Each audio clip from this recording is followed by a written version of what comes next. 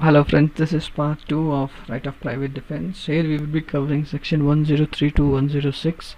103 to 105 is private defense of property, while the last section 106 is private defense that might cause an harm to an innocent person.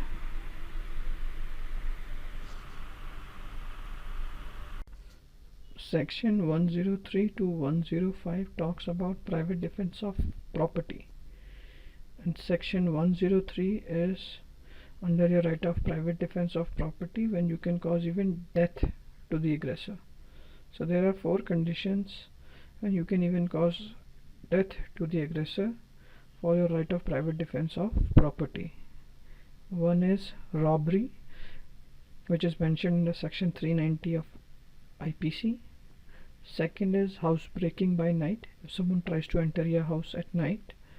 Third is mischief by fire committed on any building, if someone is trying to burn any building or any tent, then you can kill that person. And fourth is theft, mischief or house trespass causing apprehension of death or grievous hurt. So if there is an apprehension of death or grievous hurt when someone is trying to steal something, or mischief or house trespass, you are well within your right of private defense of property to kill that person. So these are under these 4 conditions, your right extends to even killing a person to protect your property. The property could be movable or immovable property. Section 104 is pretty straightforward. That says that you can cause any harm under your right of private defense of property apart from death, which is mentioned under section 103, and also the exceptions which are mentioned under the section 99. So apart from these 2 criteria, that is, you cannot cause death, or the exceptions, you can cause any harm under your right of private defense of property. Section 105 tells us about a right of private defense of property starts and when does it stops. So it starts as soon as there is a reasonable apprehension of danger to the property. It starts from that moment itself, and it continues depending upon the nature of the offense committed on the property. For example, if we take theft, our right of private defense of property stops first when the offender has started his retreat from the property. It stops when we have got assistance of public authorities, and it stops when the property is recovered. So for example, if there is a theft on your house and thieves have already retreated from your property, you cannot run after them and kill them. That is not your right of private defense of property. Or if someone has stolen your watch and that watch has been recovered, and you know the person who has stolen that watch, but you go after that person and hit him under your right of private defense of property, that is also not done.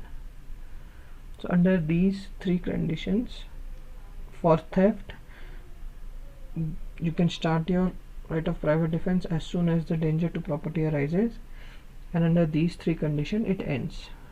One is retreat, second is assistance of public authority, and third is when the property has been recovered. Moving ahead with section 105. Second, we come to robbery. For the offense of robbery, a right of private defense of property continues till the time offender causes or attempts to cause death or hurt or wrongful restraint.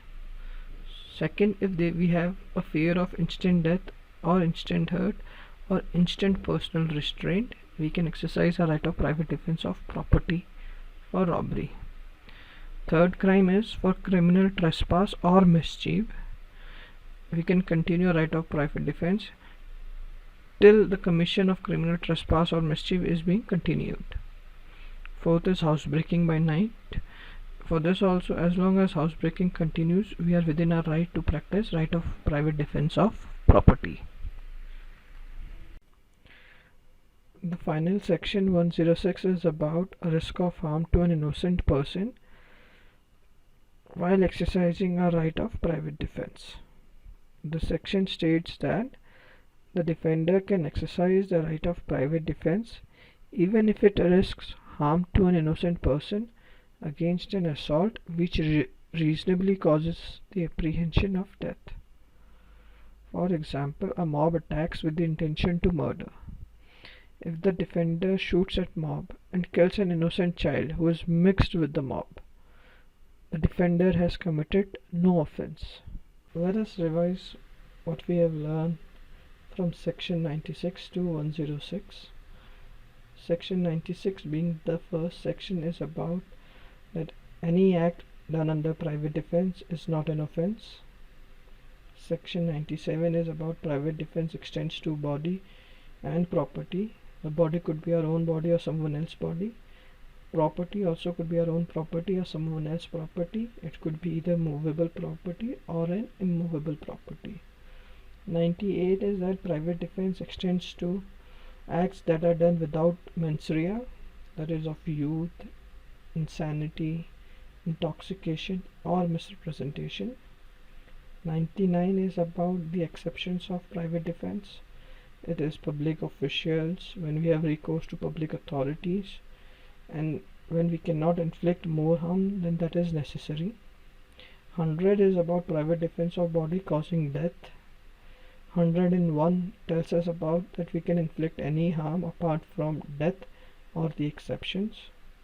102 tells us when the private defense of body starts and till what time it lasts. 103 to 105 are of property. 103 tells us about right of private defense of property causing death. 104 tells us that we can inflict any harm apart from death and the exceptions that are mentioned in section 99. Section 105 tells us when our right of private defense of property starts and until what time it lasts. And finally, section 106 is about our right of private defense that can risk harm to an innocent person. So these are the 11. Thank you. This is all about right of private defense. We hope you like it. If you would like to test your knowledge about these sections, there is a small quiz that is mentioned in the description that you can take to test your knowledge. Thank you. We hope you like this video. Bye.